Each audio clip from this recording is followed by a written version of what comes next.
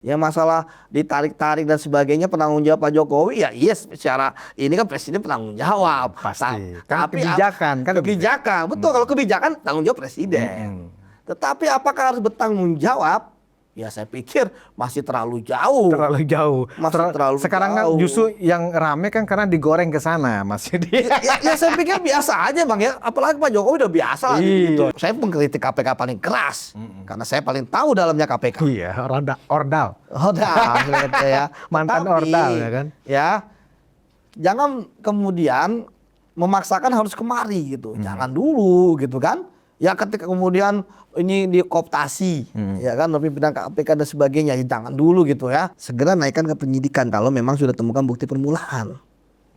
Ya, karena kalau enggak kan pasti akan jadi isu-isu terus, ya kan? Ya ditarik-tarik terus, ya kan? Ya berapa proyek Pak Jokowi, ya kan? Ini baru besok apalagi masih ada lagi gitu kan?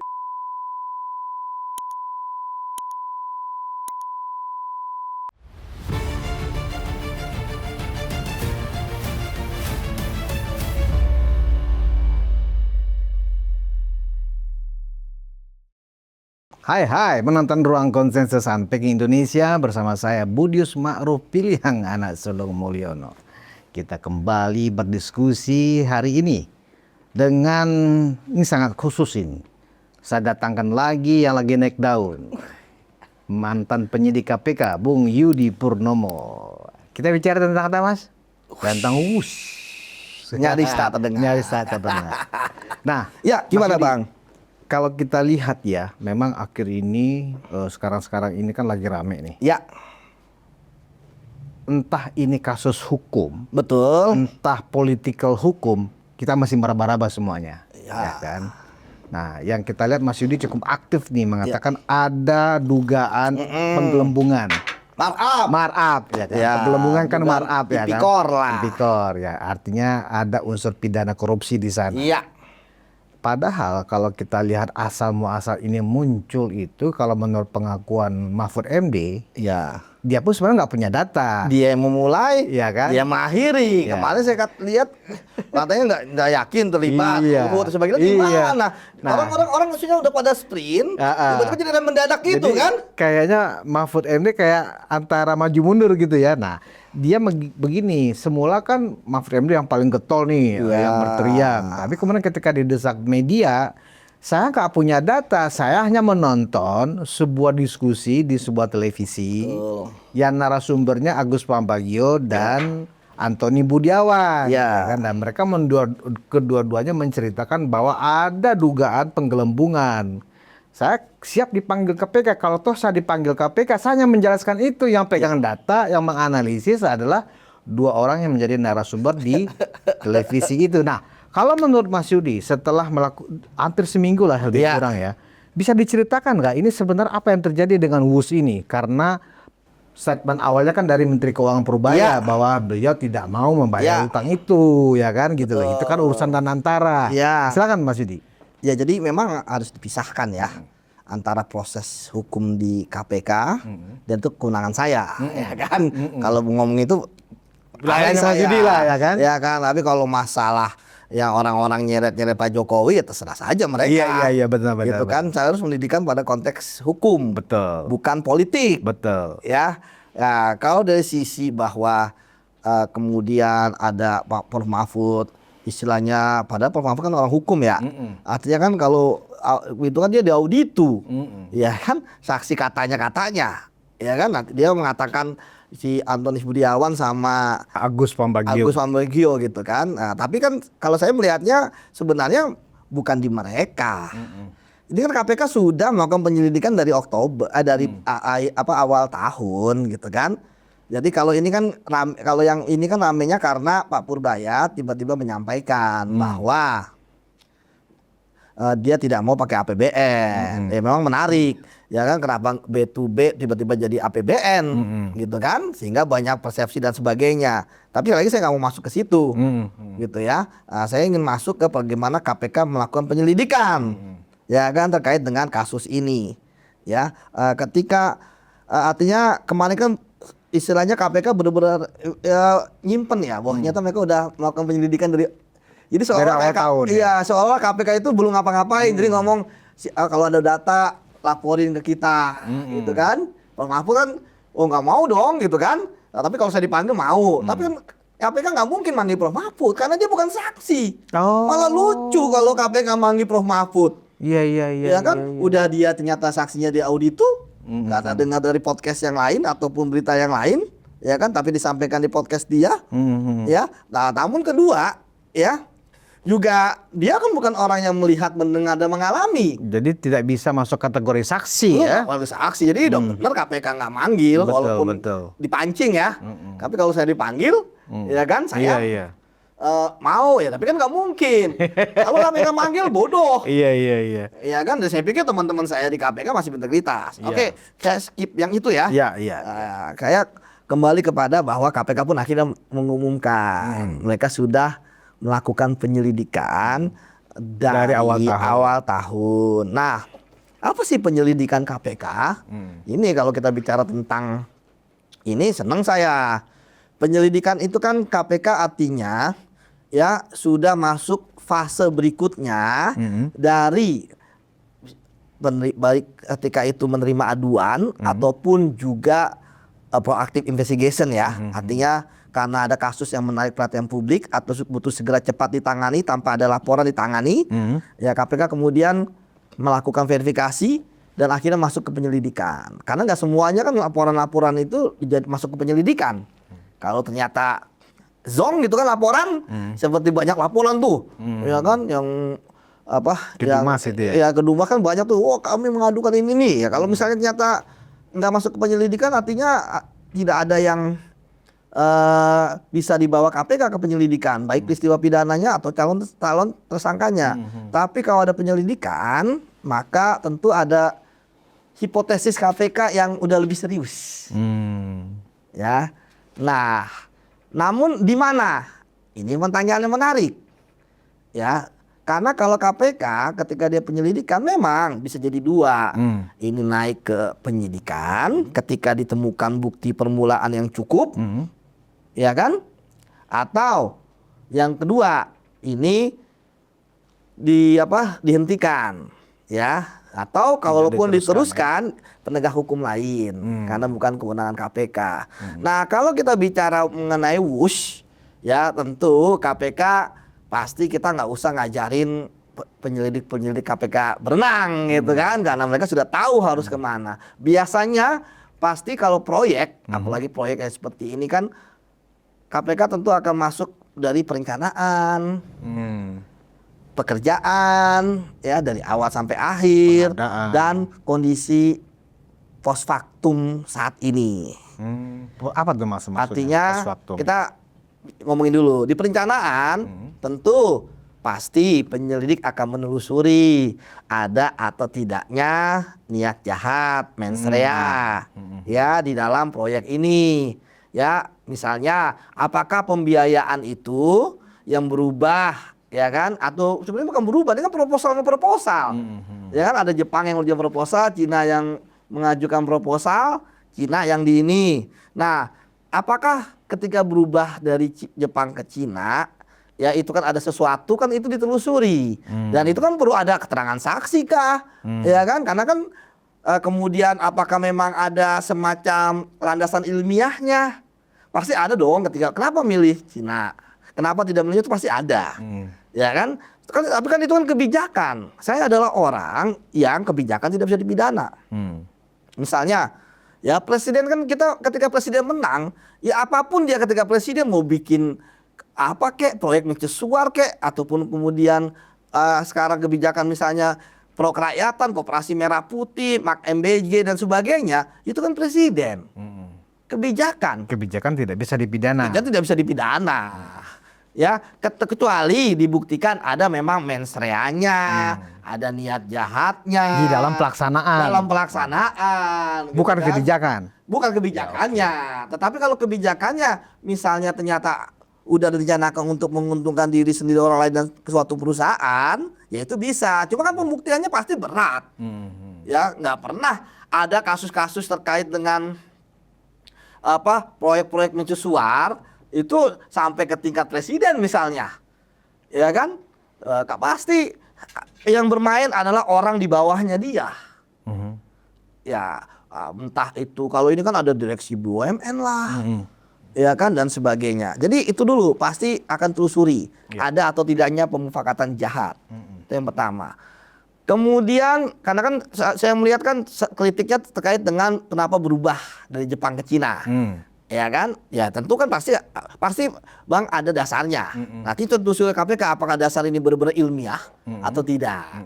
Ya kan? Nah, setelah itu baru ke proses pekerjaannya. Di pekerjaan ini pasti telusuri nih.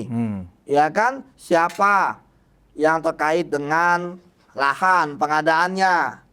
Ya, apakah ada markup di situ? Apakah memang sesuai ada orang punya tanah 1.000 meter dibayar 1.000 meter? Ya, apakah harganya misalnya 1 juta? Memang benar pasarnya 1 juta. Bisa jadi 700 gitu kan. Kemudian yang punya siapa? Kemudian apakah ada pergantiannya sesuai dengan fakta? Misalnya itu tanah tiba-tiba digantinya dengan pabrik. Nah, kan harga pabrik atau harga apalagi sawah kan beda-beda tuh. Nah, kayak gitu-gitu telusuri, termasuk apakah harga keretanya, ya kan, kemahalan, apakah harga relnya, apakah mesin teknologinya, apakah pembangunannya, itu pasti telusuri. Dan terakhir ya tadi, ketika ini kemudian operasionalnya lebih besar dibandingkan dengan pendapatan, itu pasti telusuri. Saya pikir kita semua harusnya objektif. Ya, sampai saat ini kan masih penyelidikan. Ya, masalah ditarik-tarik dan sebagainya penanggung jawab Pak Jokowi ya iya secara ini kan presiden penanggung jawab. Pasti. Tapi kebijakan kan kebijakan betul kalau kebijakan tanggung jawab presiden. Tetapi apakah harus bertanggung jawab?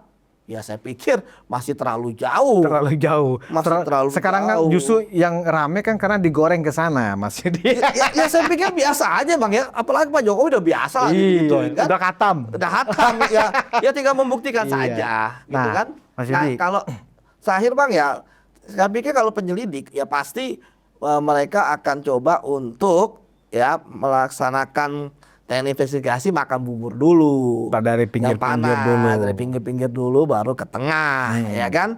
Itu yang harus dilakukan. Jadi ya saya pikir gini, jangan mencampur adukan masalah kebijakan juga dengan masalah hukum. Jadi kebijakannya kebijakan. Dan itu kan yang itulah yang saya mendukung putusan Tom Lembong. Ya ada polisi karena Tom Lembong kan kebijakan. Maksud saya jangan sampai mendukung kebijakan Tom Lembong, tiba-tiba untuk ini paling galak. Oh iya benar-benar. Iya kan? Iya. Jadi ada kesan sikap itu bagus. sebang pilih ya. Iya, kasus Tom Lembong itu bagus. Ya, dan saya setuju itu nggak boleh kebijakan. Dan akhirnya kan memang abolisinya kan bisa dicerna kan begitu. Iya. Nah, Mas Yudi, kita tahu bahwa KPK memang mengatakan lewat juru bicaranya ya kan bahwa memang kasus ini sudah dilakukan penyelidikan dari awal tahun 2025 ini. Nah, saya sedikit ingin mengkonfirmasi sebenarnya apakah KPK sudah melakukan penyelidikan dari awal tahun atau hanya baru pemeriksaan? Itu gimana? Antara level pemeriksaan ke penyelidikan dan sampai kemudian ke penyidikan. Nah, saya mau masuk dulu antara pemeriksaan dan penyelidikan. Kalau toh benar ini sudah masuk ke penyelidikan, apakah KPK sudah membuat semacam surat rilis kepada para pihak bahwa KPK sedang menyelidiki ada dugaan penggelembungan atau pembelian tanah yang dicurigai ada markup misalnya? Gimana, Mas? Biasanya KPK itu mereka kalau surat perintah penyelidikan itu umum.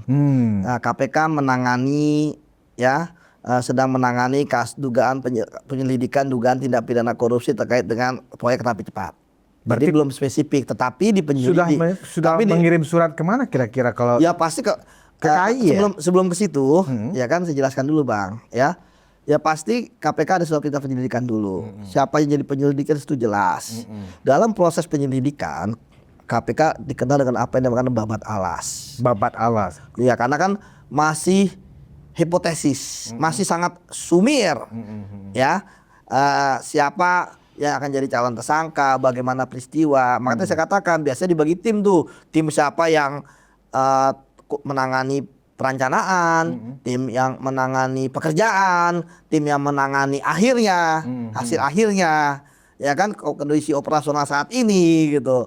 Nah, nanti di situ tentu tadi akan dilakukan pemeriksaan. Penyelidikan memang belum pro justisia, tapi dia bagian dari sistem peradilan pidana. Lead dictut. Artinya ketika sudah lead, dimulailah proses ya investigasi sistem peradilan pidana.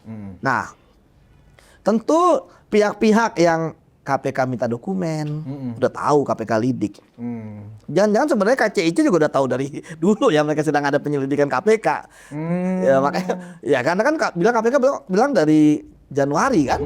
Nah, kemudian untuk memanggil kan juga, walaupun bukan pemanggilan saksi ya, bahasanya adalah permintaan keterangan, ya kan, klarifikasi. Makanya berita acaranya bukan berita acara pemeriksaan saksi, berita acara permintaan keterangan. Nah di sini akan dipanggil. Nah kalau nggak datang nggak jadi masalah, nggak bisa jemput paksa. Tapi ya masa dipanggil KPK tidak datang, tapi kan itu kan menunjukkan tidak kooperatif, ya kan Bang. Nah jadi kemudian ketika jadi sebenarnya itu orang-orang, jangan-jangan orang dipanggil itu pada tahu, dan jangan-jangan KPK juga cukup bukti sekarang, udah banyak bukti malah ya. Tapi kalau udah cukup bukti saya pikir belum ya, karena KPK memang ketika penyidik menemukan bukti permulaan wajib lapor pada pimpinan dalam waktu 7 hari. Ya, untuk gelar perkara dan menetapkan naik ke penyidikan. Seperti itu. Nah, kembali ke tadi, ya kita biarkan penyelidik KPK bekerja. Ya, saya pikir apapun setuju. Kalau misalnya ada yang korup di lahan, ada yang vendor yang korup di pengadaan rel, ya kan? Atau kereta apinya mahal, ya harus dituntut. Ya kan? Iya. Saya pikir seluruh rakyat Indonesia sangat setuju kalau apapun kebijakan, apapun program, manakala memang ditemukan atau ada indikasi memang penggelembungan atau markup atau hengki-pengki, pasti kita setuju itu harus diusut. Itu sepakat kita, Mas. Nah, pertanyaannya adalah yang katanya tahu persis itu kan Antoni Budiawan tuh, yang kemudian cerita di talk show sebuah televisi itu. Dan juga Agus Pambagio. Persoalannya adalah kenapa KPK tidak mencoba memanggil langsung 2 orang itu untuk dimintain keterangannya misalnya. Apakah harus ada penetapan statusnya dulu naik misalnya ke penyidikan baru dipanggil, atau jangan-jangan memang KPK lebih lengkap datanya dibanding yang dimiliki oleh Antoni Budiawan atau Agus Pambagio, Mas Yudi? Saya nggak tahu apakah KPK sudah manggil mereka atau belum ya. Kalau penyelidik manggil kan tentu selektif. Penyelidik ini kan juga saya katakan bukan orang bodoh. Ya, mereka kan kalau kita manggil orang kan yang kita panggil kapasitasnya sebagai orang yang melihat, mendengar, mengalami. Ya, kalaupun tidak akan dipanggil sebagai ahli. Tapi kan sekali lagi itu tergantung KPK. Ya, nah kalau saya lihat, kalau misalnya berdua ini nggak ngomong tentang mereka menjadi dipanggil oleh KPK untuk diminta keterangan, kan pasti kalau dipanggil kan pasti mereka ngomong, ya kan? Ya, saya nggak tahu apakah saat itu mereka, kan sekarang kita belum tahu nih posisi kasus mereka saat itu sebagai apa. Yang tahu kan KPK. Ya, saat itu mereka itu apakah terlibat dalam proses ini, ada di dalam. Biasanya kan yang dipanggil itu ada dalam struktur, atau kalau orang-orang BUMN itu untuk perkebunan, jasa marga, ya kan, Wika, apalagi KAI, itu udah pasti dipanggil itu kan, baik itu lidik, apa kalau nanti naik dik, ya kan udah pasti dipanggil. Ya, nah kalau sekarang kita nggak tahu nih, ya apakah mereka akan dipanggil atau tidak. Tapi kalau misalnya mereka punya data, ya punya, ya kan. Saya waktu di House juga mereka punya data ya. Ya, tapi kan data itu tentu ya akan apakah KPK juga bisa dapatkan data dari sumber lain, kan bisa juga. Gitu. Tapi ya pasti ya kita harus juga tidak boleh denial ya. Istilahnya suara-suara mereka ya tentu KPK kan penyelidiknya juga pasti juga menonton, melihat kan. Kemudian ya bisa menjadi masukan ya dan sebagainya. Tetapi tadi saya katakan ya apakah mereka pada posisi saat itu adalah orang-orang yang benar-benar terlibat, baik itu formal ya maupun non formal. Ya, terkait misalnya ada yang menyampaikan saran dan sebagainya, apakah saran itu kan kita lihat kapasitasnya apa. ya kan saat itu gitu. Jadi emang nggak bisa sembarangan ketika memanggil dan sebagainya. Nanti karena gini, jangan sampai kita manggil orang, kemudian teriak saya ini nggak tahu apa-apa dipanggil. Waduh, sakit lagi nanti KPK-nya. Itu salah berarti Mas ya, kalau ada yang Salah. berkomentar seperti Makanya itu ya. pasti hati-hati. Makanya Nah. tadi, walaupun kita tahu, oh mereka kayaknya banyak data, banyak apa. Tetapi ketika dalam konstruksi perkara, ada nggak mereka di dalam lini masa itu? Ya kan?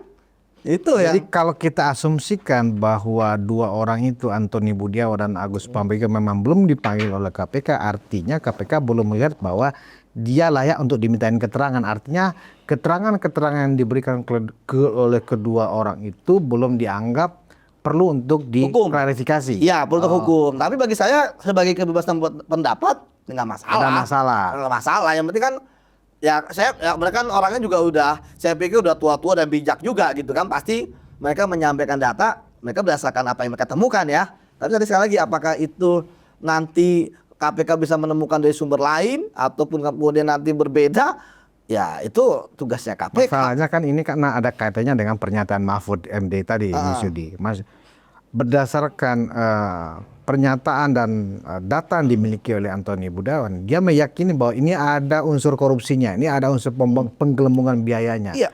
Itu yang dikutip oleh Mahfud MD bahwa di WOS ada dugaan korupsi, kan itu, ya Iya, kan? betul. Nah, tetapi saya siap memberikan keterangan, kata Mahfud, ke KPK kalau dipanggil. Dipanggil. Iya kan? Karena KPK.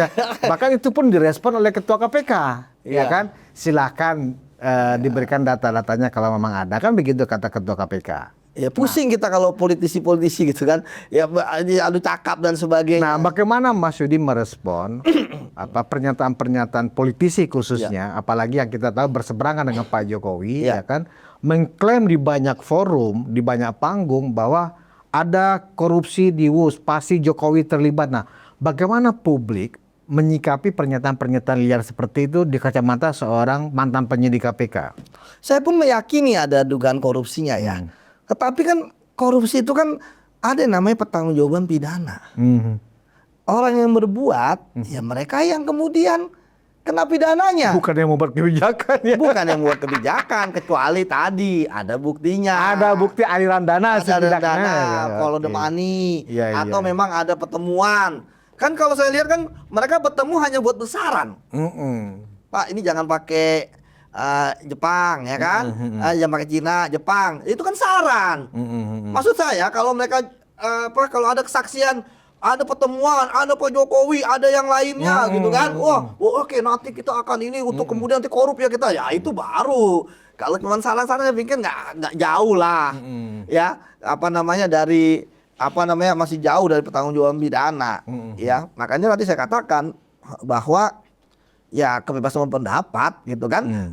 Kemudian ya ketika menyeret-nyeret ke Pak Jokowi, tapi saya pikir ya memang itu konsekuensi logis ya kan, karena Pak Jokowi kan tanggung jawabnya. Tetapi apakah melompat dari markup ke Pak Jokowi, saya pikir terlalu jauh. Artinya itu jumping conclusion ya. Ya terlalu jauh lah. Ya kan? Kalau data-data mereka misalnya ini lebih murah, ini lebih murah, ya benar gitu ya. Kalau kita anggap itu benar. Tetapi ketika murahnya itu, ya siapa yang kemudian bertanggung jawab memarkup? Teknisnya di siapa? Kan itu teknis. Kalau kita bicara mengenai misalnya di seluruh dunia ya, korupsi yang dilakukan oleh presiden, itu kan Pak, pertama ada whistleblower, orang yang tahu persis bahwa presiden itu lah yang melakukan korupsi. Ya kan, karena presiden itu ketika melakukan korupsi, ya dia pasti hanya melibatkan orang terdekatnya. Makanya butuh whistleblower. Itu whistleblower. Kemudian yang kedua, bahwa korupsinya itu biasanya untuk pembiayaan. Ya kan? Pembiayaan apa? Dan kemudian ada aliran dana. Dia melalui misalnya perusahaan-perusahaan dia, keluarganya dan sebagainya. Gitu. Kemudian yang ketiga, ya, itu benar-benar presiden yang di seluruh dunia yang ketangkap karena itu presiden yang menurut saya menarik juga gitu kan.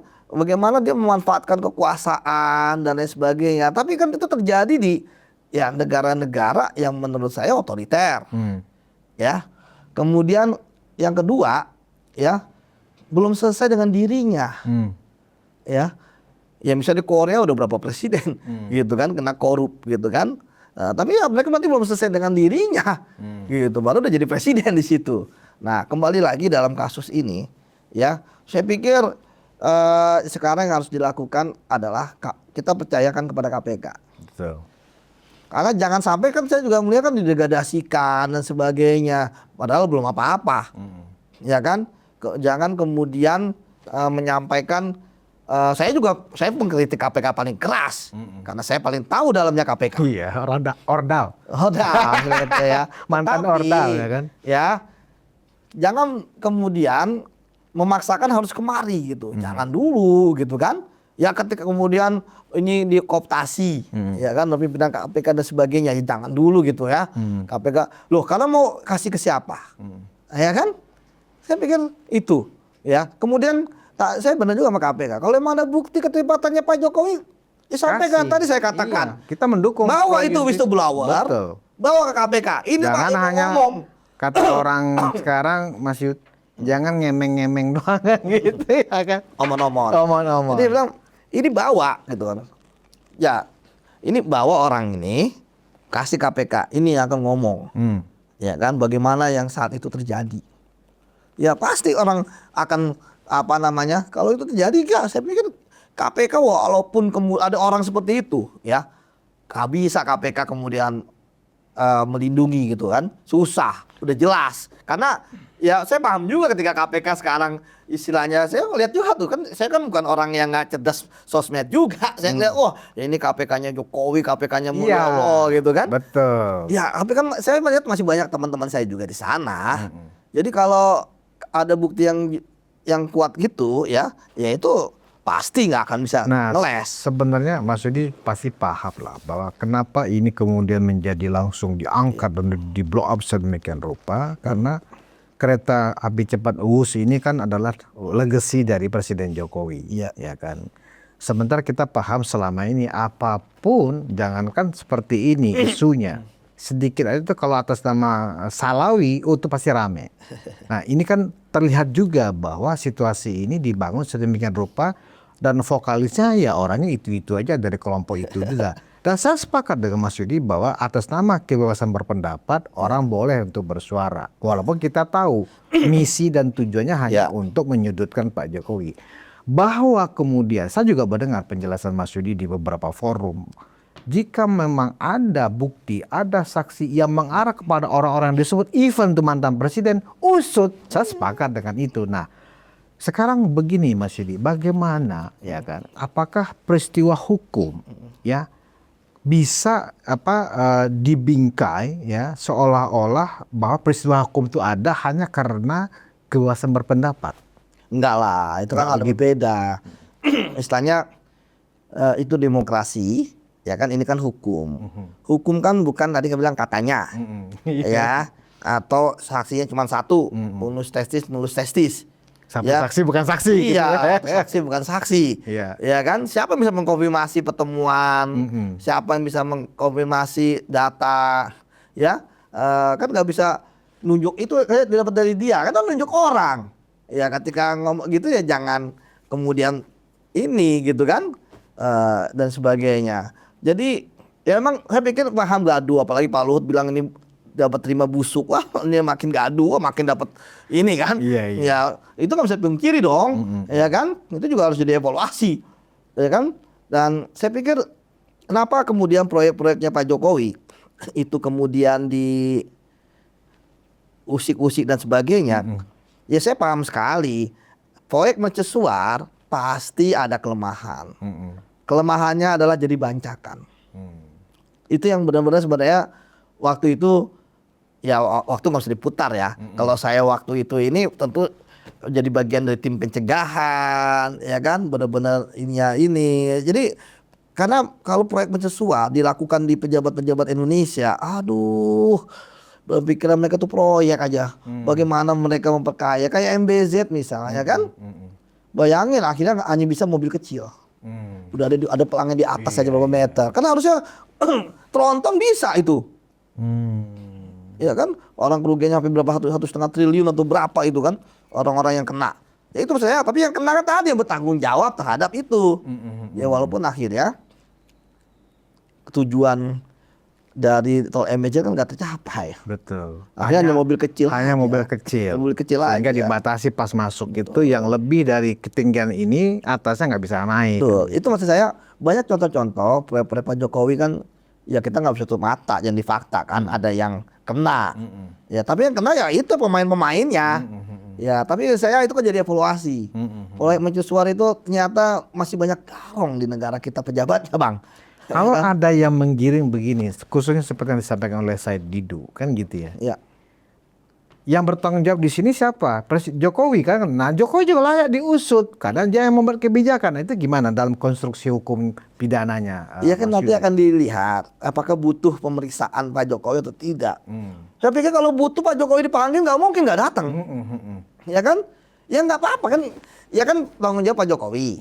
Ya kan? Nanti kalau KPK membutuhkan keterangan, keterangan itu apa sih? Keterangan yang formal maupun material.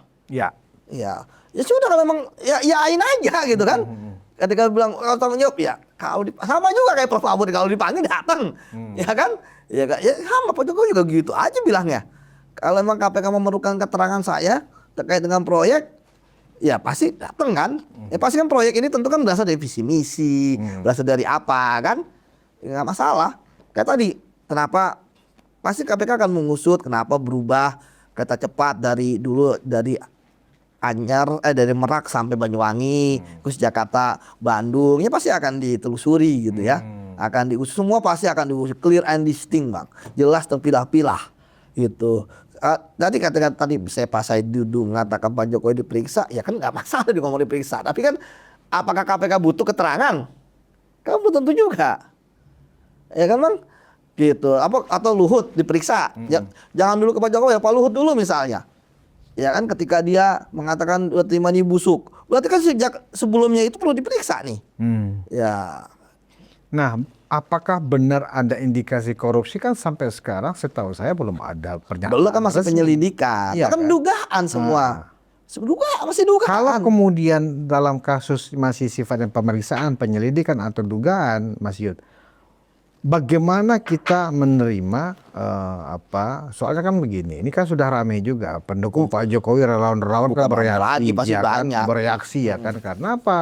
Baru dalam proses pemeriksaan aja, baru akan diusut aja sudah ada semacam vonis, ada semacam justifikasi Jokowi korupsi, kan begitu. Nah, maksud saya, Mas Yudi sebagai orang yang sangat paham proses penyidikan di kasus korupsi seperti ini, apakah relevan statement-statement itu dianggap sebagai sebuah framing yang menyudutkan atau sebenarnya itu pembunuhan karakter sebenarnya?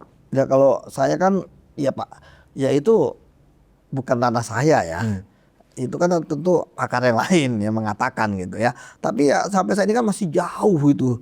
Jangankan ke Pak Jokowi, orang ke vendor-vendor aja masih jauh. Ya kan? Nah, sekarang tadi saya katakan ya, apakah dalam kasus kereta api cepat ini memang ada pemufakatan jahat dari awal? Ya misalnya kayak Google Itu dulu yang harus dicari oleh KPK ya. cari Permufakatan dulu itu, jahatnya ada nggak gitu ada, ya? kalau memang mau cari yang ngambil kebijakan. Betul. Ya kan?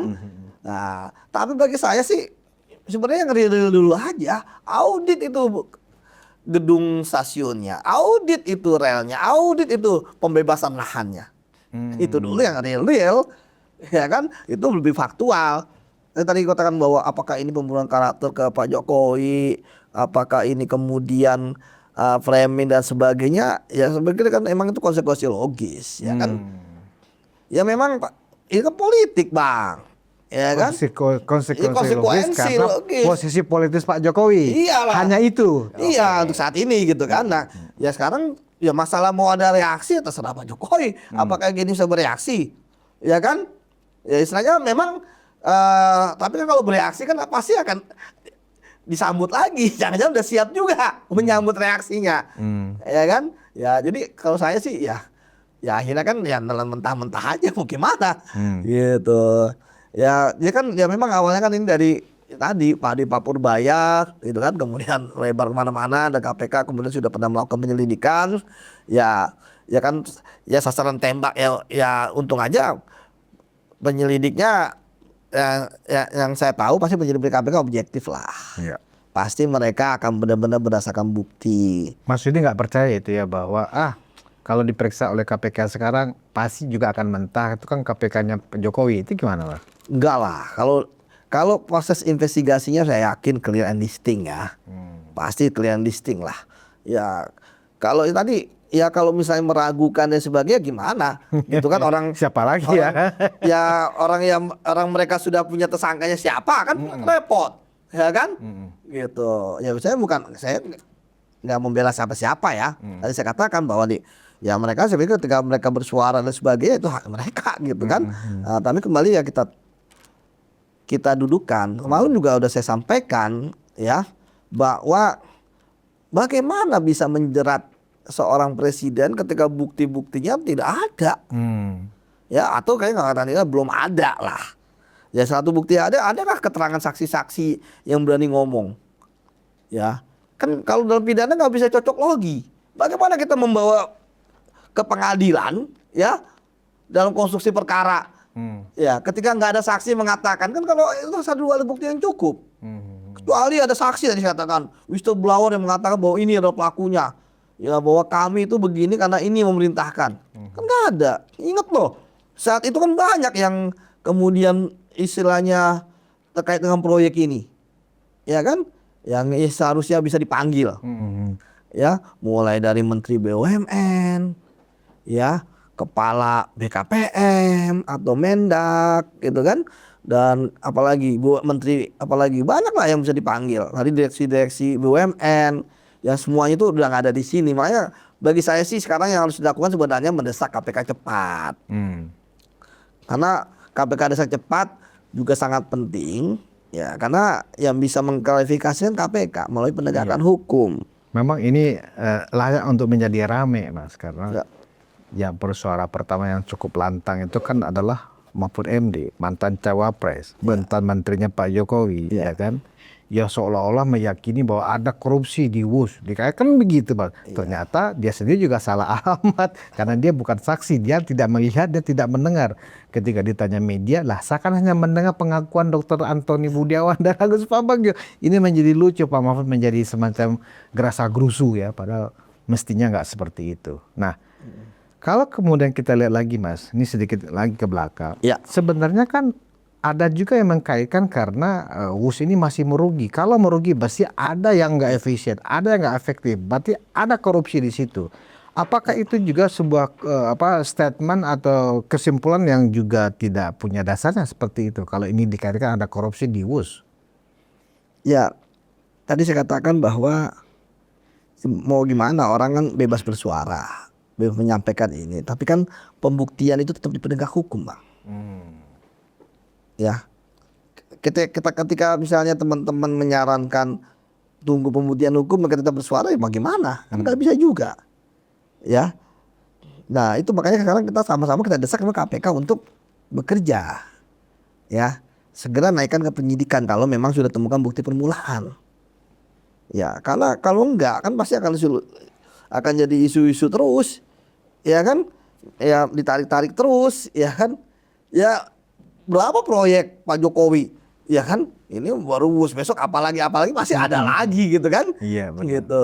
Makanya ya bagi saya ya ini ya memang salah satu konsekuensi logis sekali lagi ya bahwa banyak proyek ya tentu juga di Indonesia kan pencegahannya belum begitu bagus. Ya kan kita bisa ngitung lah berapa proyek-proyek yang korup lah ya. Tapi kan tadi saya katakan, apakah pertanggungjawaban yang korup ini sampai ke presiden, baik perbuatan, baik aliran dana, ya kan? Itu harus dibuktikan ya. Dia harus dibuktikan. Nah, tapi kayak lagi ya bahwa ketika kemudian mereka berpersepsi ini ada kayaknya yakin ada dugaan korupsi, ya saya juga yakin gitu kan. Tapi siapa yang bertanggung jawab? Ya kan belum tentu. Kalau feeling Mas Yudi sebagai orang yang sangat memahami dan juga adalah seorang penyidik ya, keyakinan Mas Yudi bahwa di WUS ini memang ada indikasi korupsi itu dalam hal apanya Mas? Biasanya sih kalau saya melihatnya dari sisi pengadaan lahan, Pengadaan ya, pembangunan stasiun, pengadaan kereta, ya, dan lain sebagainya. Nah, itu paling gampang lah menghitungnya. Makanya sebenarnya KPK tuh pasti udah 10 bulan ini udah gandeng BPK itu, gandeng tim ahli itu. Jadi Entah dari ITB, entah dari ITS. unsur yang paling memungkinkan terjadinya penggelembungan itu memang pada saat pembelian lahan ya. Itu untuk yang udah Pengadaan keretanya, Betul. pengadaan Betul. relnya itu yang paling mungkin Betul. diaudit ya. Di situ Betul. titik yang paling terang unsur indikasi korupsinya di situ justru KPK memeriksa. Oh, oke. Betul. Nah tadi ya tentu ya kita harus mengakomodir juga tuduhan-tuduhan mereka kepada presiden lama ya. Ya nanti tadi ya tuduhan-tuduhan itu kan baru terbukti ketika tadi apakah ada aliran dana, apakah ada saksi yang mengatakan bahwa benar proyek ini emang sengaja dilakukan untuk korup, gitu, ya kan? Tapi kan sampai saat ini belum ada yang ngomong seperti itu, ya kan? Kalau saya baca kan baru masalah dari skema Jepang ke proposalnya Cina. Oke, memang ada ini. Itu fakta, ya kan? Tapi kan tentu saya yakin pasti sudah disiapkan jawaban pada saat itu gitu ya. Pada pemindahan kemudian datang tidak memenuhi saran, itu kan akan ya apakah saran itu bagaimana, kenapa tidak dipenuhi pasti ada juga jawabannya. Kemudian katanya Jonan, ya kan? Jonan aja kadang nggak ngomong, yang digadang-gadang sama teman-teman kan, harusnya teman-teman datang ke Jonan, ya kan? Pak Jonan harus ngomong apa yang terjadi saat itu, ya kan? Kalau Pak Jonan ngomong Pak Jokowi, ya ngomong kalau benar. Kemudian dipindah tempatkan dari Menteri Perhubungan ke Menteri SDM kan? Iya, enggak maksud saya kalau misalnya emang ada, ya Pak Jonan ngomong kan, ya kalau aja nggak ngomong. Maksud saya kalau emang nggak, kan yang paling tahu misalnya Pak Jonan. Iya. Ya Pak Jonan ngomong nggak? Kan proses awal dari Jepang ke Cina itu kan Menteri Perhubungannya masih Pak Jonan kan gitu. Saya takutnya nanti ketika Pak Jonan nggak ngomong gini, bilangnya, oh dia nggak ngomong karena nggak berani. Wah, makin ribet lagi. Padahal bisa jadi kan karena nggak ada. Iya. Ya kan? Ya kalau ada, saya bilang ke Pak Jonan, kalau emang ada keterlibatan Pak Jokowi saat itu agak tinggal terjadi korupsi di sini, ngomong dong, ya kan? Jangan takut. Hingga hari ini Pak Jonan tidak ada reaksi kan gitu. Tidak ada reaksi, Iya. ya kan? Tadi saya katakan kalau omongan dari orang luar dan sebagainya, ya saya pikir konsekuensi logis. Ya kan masih politik dari lama, Iya. ya kan? Gitu. Kemudian kembali lagi, ya tadi semua harus didudukan pada persoalan. Kita harus subjektif. Ya, tadi saya katakan kalau memang ada pidana, siapa yang bertanggung jawab? Kalau ada yang markup, siapa yang markup? Siapa yang menerima keuntungan? Dan itu sifatnya personal ya Mas ya? Personal dong, nggak bisa. Kalau misalnya apa namanya tanggung jawab itu langsung buat kebijakan, Nggak ya, nyambung, berapa ribu, ya semua menteri kan ada korup-korupnya di bawah menteri itu, deputinya, Iya, dirjennya. kenal semua menterinya ya kan? Masuk semua kalau harus bertanggung jawab. Jadi personal ya Mas ya? Ya harus personal, tanggung jawab pidana itu personal. Nah terakhir Mas, sejauh mana informasi yang masih diterima di teman-teman di KPK saat ini? Pemeriksaannya atau penyelidikannya sudah sampai tahap mana saat ini tentang kasus ini Mas? Wah saya nggak tahu, kan nggak boleh, ya kan dilarang ngomong sama dalam kan. Nah, saya kan hanya berasa analisis dari ketua yang ngomong, jubir yang ngomong, PLT yang ngomong. Kan tadi saya ketika mereka ini, wah ini suasana kebatinan di KPK kayak apa sih? Tapi kan ini udah hampir setahun loh Mas Yudi. Nggak masalah kan namanya proyek besar. Memang lama ya. 2 tahun 3 tahun aja ada penyelidikannya. Tapi yang jelas ketika ini sudah masuk dalam tahap penyelidikan atau lidik, artinya memang secara asumsi Mas Yudi yakin bahwa sudah ada yang dipanggil-panggil untuk ditanyain atau untuk diklarifikasi ya. Sudah ada, mereka sebenarnya sudah tahu gitu. Tapi kan sekali lagi penyelidikan ini kan memang masih silent ya, karena belum pro justisia juga ya. Makanya KPK ngomong gitu kan, menekankan. Nah sekali lagi ya bagi saya siapapun yang bersalah ya harus diseret. Harus diseret. Ya. Artinya tanpa pandang bulu ya. Tanpa pandang bulu, ya kan, apalagi pandang sayap.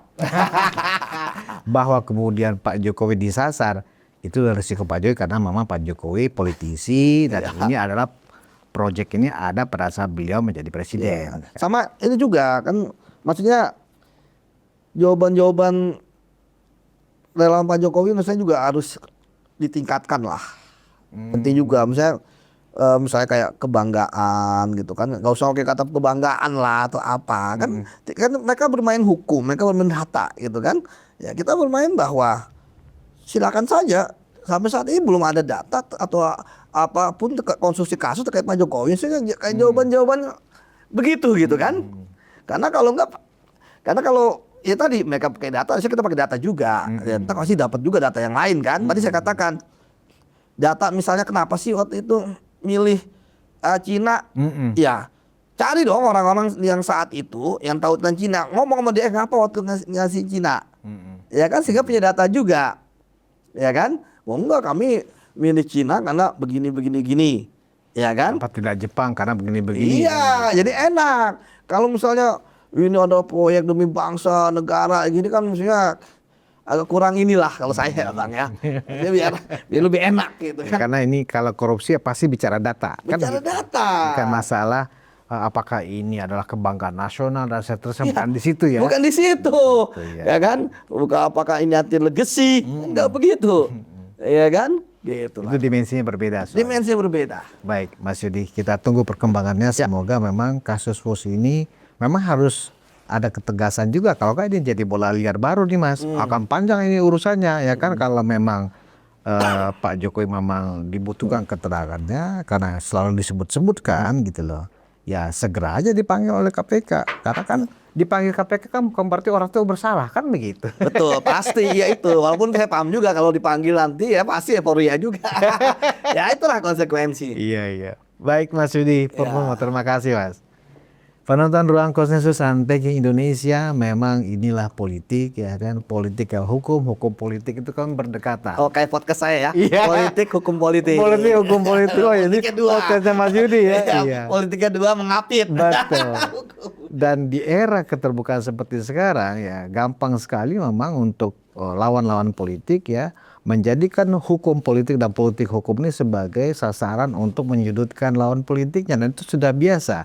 Nah, dalam kasus WUS kita sangat merasakan saat ini betapa lawan-lawan politik Pak Jokowi menjadikan kasus WUS ini ya kan sebagai sasaran tembak, dan kita harus memaklumi hal itu. Tapi apakah Pak Jokowi terseret-seret kasus ini?